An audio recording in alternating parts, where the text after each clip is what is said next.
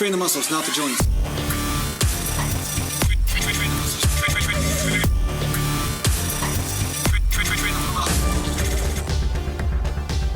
Welcome back to Natural Bodybuilding Mountain. And today I'm going to talk to you about a simple mistake that's made by a lot of beginners and intermediates, and sometimes some of us advanced old dudes that have been around quite a long time. And that is concentrating on making an exercise hard instead of effective. So some people mistake the fact that if they make an exercise harder to do, somehow it's going to help them with pushing the muscle into a deeper level of failure. And that would be true if we're just talking about muscle tension and muscle fatigue.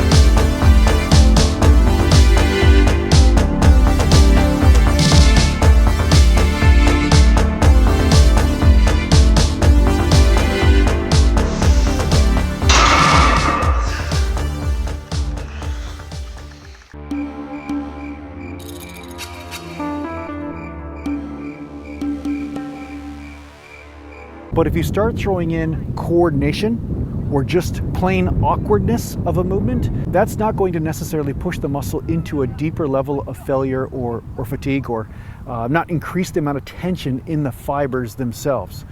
So you see this all the time with people who squat. Sometimes they'll sit on the bottom of their movement and bounce off the tendons and bounce off the labrum in their hips or their knee tendons.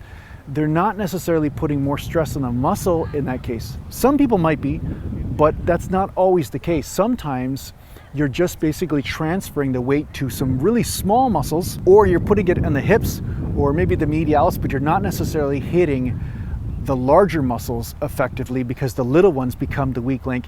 And most of the time, it's not even the little muscles that become the weak link. A lot of times it's the tendons and the elasticity in the ligaments in the joints that become the weak link, and that's definitely something you don't want to exploit. So standard comment I get a lot of times from people that misunderstand my slogan, train the muscles, not the joints. They say, oh, you know, you got to train the joints because the joints are so important. It's like, well, I'm like, you're already training the joints. No matter what range of motion you're using, you're training the joints. They're taking a beating all the time.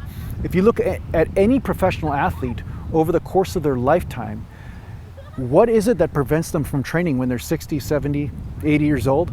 A lot of times it's the joints, not the lack of muscle. It's the joints that have worn down because of improper form, or just the aging process, or accidents and injuries that happened along the way. So this is something that you want to take into account. You want to look at what's happening with these people and say, what did they do wrong, right? And sometimes, yeah, we can just chalk it up to just aging, but at the same time, I've seen a lot of people prematurely age their joints from bouncing off the bottom or using too much stretch in order to make the movement awkward or hard, but not necessarily keep the tension on the muscle. So the point is, once you go beyond a range of motion, the muscle doesn't have the capacity to protect the joint anymore. And because of that, then the ligaments, tendons, and labrum start taking the stress, or at least most of the stress. So if you're constantly getting inflammation, or you feel like you're not recovering from your workouts, you're feeling a lot of joint pain, there is the distinct possibility that you're not doing the movement with the right range of motion for you, or doing the movement properly for you, or perhaps you don't have the flexibility to do the movement as you presently are. So you want to investigate these things to see if any of these factors apply.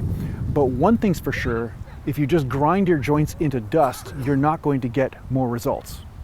If anything, you're just going to sideline your training, right? So I've had lots of people that say, you know, they can't bench press and touch their chest when they're bench pressing without getting shoulder pain. no matter where they move the bar, up higher, up lower, you know, they just mess around, they're still getting problems. Well, if that's the case, then there's no point in constantly just grinding your shoulders into inflammation. If your body's telling you this, then this is not necessarily the right way for you. Maybe you've got a pre-existing shoulder injury from something you didn't even realize happened. Maybe you were playing a sport and you accidentally tore a labrum, or maybe there's a rotator cuff muscle that's torn partially and not doing its job the way it was before. So you first want to take this into account, adjust the range of motion so you're not getting this inflammation, and then possibly stretch or rehabilitate to see if you can restore that range of motion. But remember this, in the end, the body's going to tell you whether that works or not. You're not going to be able to impose your idea on the body and say, oh, I think this should be true, so therefore it is. So my main point of this is that just making a movement awkward or hard, or just over elongating the range of motion, that's not necessarily going to put more muscle tension on the muscle or give you more results, or even be like the people always say this, like they say to me, oh well, yeah, but it's great for overall health. Well, no, grinding your joints into dust is not good for overall health. And if every time you leave the gym you're getting a chronic inflammation in an area, that means you're damaging the joint, and in the end that's going to harm you, not help you. So if you're getting inflamed up, then adjust your technique. That's rule number one, and see if there's flexibility issues. But you know what? Sometimes it's just a matter of listening to your body and adjusting range of motion as you see fit at that moment. So yeah, I hope this helps you in your training. Thanks a lot for watching. If you need to get a hold of me, just go to naturalbodybuilding.com, and thanks to the Patreon supporters. And there for $5 a month, you can tune into a podcast, and I talk about subjects like this and do Q&As and all that sort of thing. So if you're interested in that, just go over to Patreon. The link is in the description. Now I'm going to swim in the pond here. It's October, but you know, I just don't have enough goose shit in my diet, so I figure I'm just gonna go get a mouthful right now.